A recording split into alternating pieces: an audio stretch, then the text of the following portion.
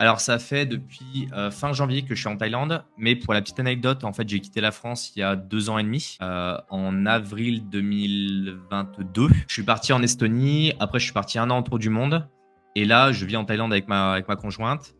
Alors en fait, il y a des avantages et des inconvénients. Je suis repassé en France, il y a là, la semaine dernière, je suis resté une quinzaine de jours et avec le recul, il y a des choses, que je préfère en France, il y a des choses que je préfère en Thaïlande. Après, si je fais le pour et le contre, bah, je trouve qu'aujourd'hui ma vie en Thaïlande est beaucoup plus calme, beaucoup plus agréable. Le pays fonctionne mieux, c'est plus en accord avec mes valeurs. Après, les choses que je vais regretter pour être très cash, c'est, bah, la bouffe française. J'adore, ça reste pour moi la meilleure bouffe au monde parce que j'adore ses traditions et ses valeurs. Et après, la famille. Pour tout le reste, bah, globalement, je préfère la vie en Thaïlande, que ça soit la météo. Ils ont une nourriture qui est très très bonne si on aime la nourriture asiatique. Les gens sont extrêmement sympathiques. Il y a plein de choses à faire, plein de choses à voir. Le climat est beaucoup plus calme et beaucoup plus détendu. Je suis revenu en France, en plus, c'était les périodes d'élection.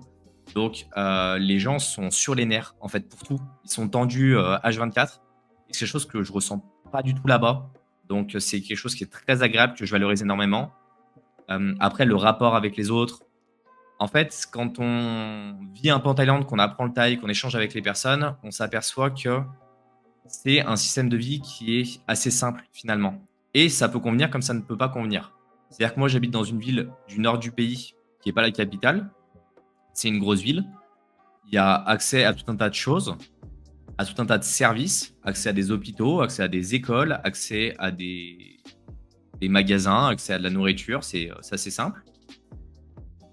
Mais par exemple, on n'a pas de club, on n'a pas de boîte, on n'a pas de grands festivals, on n'a pas ce genre de choses. Il faut aller à la capitale si on veut ça. Après, ça dépend de ce qu'on recherche. Moi, je cherche aujourd'hui une vie plutôt calme parce que je suis pas allé faire la fête tous les soirs en boîte ou ce genre de choses, ça m'intéresse pas. Donc après, ça dépend de ce que vous préférez. Mais si vous avez grandi à la campagne en France, c'est des choses que vous connaissez déjà.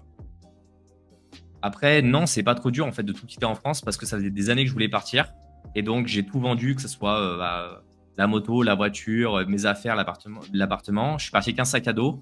Je suis parti en Estonie et là en fait, j'ai découvert une autre culture, d'autres manières de fonctionner. Ça faisait déjà des années en fait que je voyageais et l'objectif du tour du monde, c'était de trouver un endroit où avec ma conjointe on pouvait vivre et se sentir bien.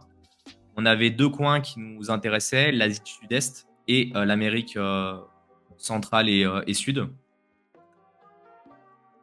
On est passé 6 mois en Asie, dont une bonne partie en Asie Sud-Est, parce que ben on adore en fait ce mode de fonctionnement, cet état d'esprit, ce rapport aux traditions, ce rapport à la famille, ce rapport à la vie de manière globale.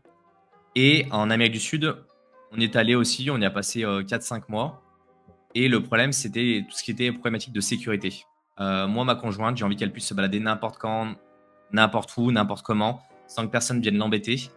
Que je puisse me balader sans qu'il y ait quelqu'un qui vienne m'embêter aussi, ou potentiellement, bah, j'ai du matos avec moi. Je me balade avec un appareil photo, avec un drone, avec mon téléphone et autres. J'ai pas envie qu'on me mette un couteau sous la gorge. J'ai fait pas mal de pays en Amérique latine où c'est globalement assez compliqué d'un point de vue sécurité. Je voulais un pays qui soit stable aussi, sur le long terme. L'avantage d'avoir un pays comme il est fait en Thaïlande, c'est qu'il est assez ouvert d'esprit, assez stable. On peut facilement y aller. Les visas sont accessibles. Et je pars du principe que quand je vais dans un pays, j'apprends la langue. Et du coup, c'est pour ça que bah, on s'est mis à faire des cours de thaï pour vraiment rentrer dans la culture et échanger. Et là, il n'y a plus tout le même rapport en fait avec les personnes. Quand on commence à parler le thaï avec eux, ils commencent à vanner, on commence à apprendre mieux leur histoire, à comprendre les différences culturelles. Et ça, c'est hyper important. Voilà, je veux pas rester 2 heures dessus, mais globalement, c'est un petit peu l'idée.